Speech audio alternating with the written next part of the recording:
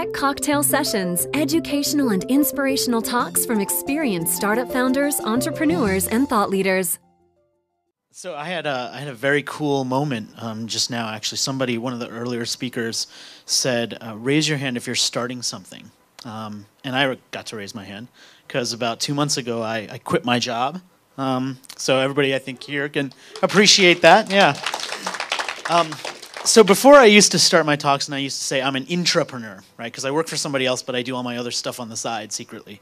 And now I don't have to do that anymore. I can be a full-fledged entrepreneur. So how exciting is that, right?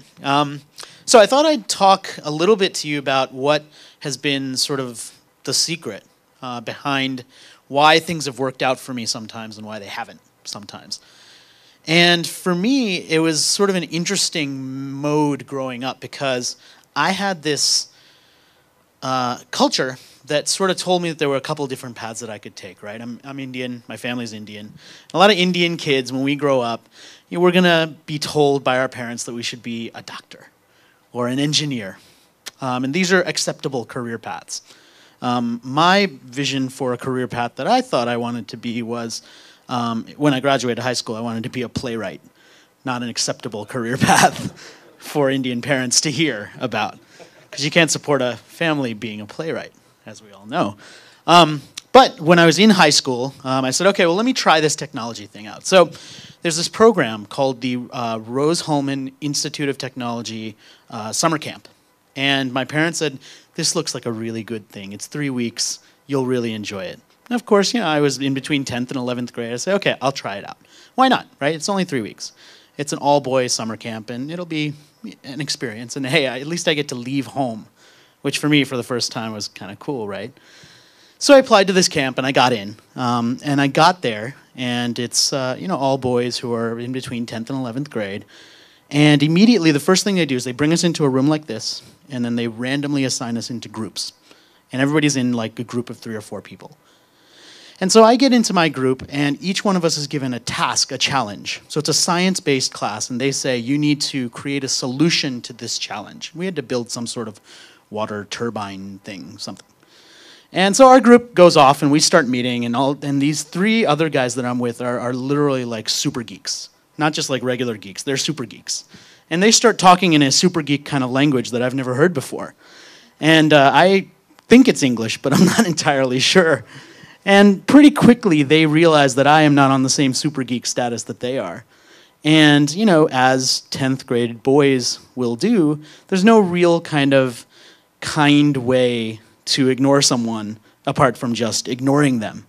And so I'm shunned from my group. And for 3 weeks, our goal was to work in projects with our teams. So my group had already shunned me without really telling me anything. And so I had a lot of free time for these 3 weeks. And our group was not the only team of super geeks, right? All the other teams had super geeks too. Now, the one thing that super geeks don't do very well is interact with each other, right? So each super geek team went off in their own little cluster. And I became the one who said, you know what, let's get together for like an ultimate frisbee game. Or let's have like a social thing, right? Because, hey, what the hell else am I going to do? I'm just standing around.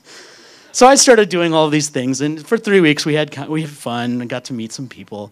Finally gets to the last day of the program. And this is the day when everybody's presenting all of their things. Actually, the last 2 days. All the groups are presenting, and then they have a series of awards. They present like the best solution to the science thing, right? And in addition to those awards, they have a couple of additional individual awards.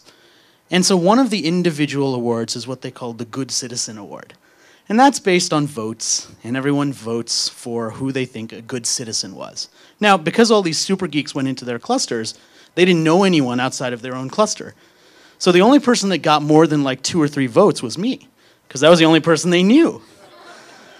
So I got voted as the good citizen, and I got to walk up, and I got my little plaque, and I went home, and my parents said, what did you learn? What project did you work on? And I said, some sort of turbine something. But look, I won the Good Citizen Award. And then a couple of years later, I was describing that to somebody, and they said, so you went to an all-boy high school summer camp, and you won Miss Congeniality. And I said, yeah, I guess that's what I did. But it also gave me a clue as to maybe my career wasn't going to be about engineering. Maybe it was going to be about something else. And so for a while, I tried to figure out what that something else was. I started a couple of businesses. They didn't quite work out. Moved to Australia for a while. Worked for a company there. And slowly I realized this recurring theme, this recurring thing in my life that was the moments when I succeeded was usually because of some sort of personal connection that I had. I got jobs through personal connections. When I had a business that people would support and talk about, it happened because someone stood up and fought for me. It was a lot of what you were talking about in your story. You know, it was the personal connection that resulted in something positive happening, winning the pitch or not winning the pitch. And as that started to happen in my professional life, I also had this moment in 2004 when my first son was born. And we decided that we were going to take a trip to Australia because we wanted to, go on vacation. And in order to do that, of course, I had to get my son a passport. And in order to do that, I had to get the birth certificate. And we wanted to go very soon after he was born, so we didn't have the birth certificate yet. So the process in Washington, D.C. to get a birth certificate for a kid is that you can actually wait, or you can physically go to the birth certificate office and get it, right? Old school. So I'm like, all right, I'll just go to the office.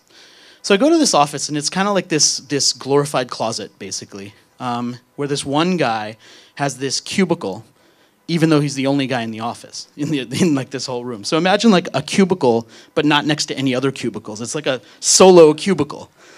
I'm not sure why the guy would keep the walls up. Maybe he kind of likes to have some sort of, maybe it's like his fort, right? We all like forts. But basically in this guy's cubicle fort, he's got like stacks of manila folders, and they're in some sort of system because, I know that they're in a system because they sort of create like a stairway down to his computer. So if you can imagine, you can sort of see him kind of grabbing one and moving it to the next one, and it's just sort of, cascades down to his computer. And so I go there and I say, my son was born in such and such hospital and I'd like to get a thing. Actually, before I do that, there's another woman there. And she's clearly under like a lot of stress for some reason. I think if it's relatively soon after you're born and you have to do something that nobody wants to do, which is go to the office for a birth certificate thing, like the guy should probably take care of that because she's got a lot of other stuff going on. But this woman had to do it herself, and she was clearly not having her best day. So she was angry at him for stuff that wasn't his fault. And she was like, yelling at him because he couldn't get this. And the poor guy is like, he's in his solo cubicle fort, right? Like, he's not a people person. If you have a cubicle like that, you're not a people guy, right? So he's dealing with her, and he finishes. And then I get up, and it's my turn. And I go to the guy, and I start talking to him, and I'm just kind of, being a regular good dude, a nice dude. And he says, I don't know exactly where your paperwork is, but I'm going to help you out. So he takes from this special drawer that he's got, literally, special drawer, he's got the letterhead of the U.S. government unprinted on that he pulls out of this drawer and puts into his typewriter. 2004, he's got a typewriter. Click, clack, click, clack, click, clack, typewriter. And he puts it into the typewriter and he types out a birth certificate for my son and he stamps it. And he says, here you go. Birth certificate from the District of Columbia. I'm like, holy shit, this guy could fucking mint, birth certificates as a job. And he's standing there just giving me one. And I'm like, does this guy even know the power that he's got?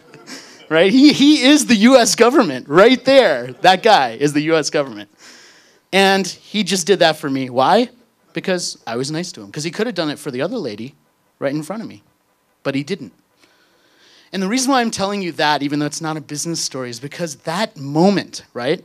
That moment when business gets done and someone goes that extra mile and helps you because they like you, that happens all the time. That's what Likeonomics is about. That's what business is about. That's what success is about. And I see that over and over, and you probably see it too. And so that's really what I wanted to write about. That's what I wanted to talk about. And I think for you guys, that's what I would love for you to take away from my talk, which is don't forget the importance of making that personal connection. Because everyone's got a long list of stuff to do. And if you can be at the top of their list, you will succeed. Thanks.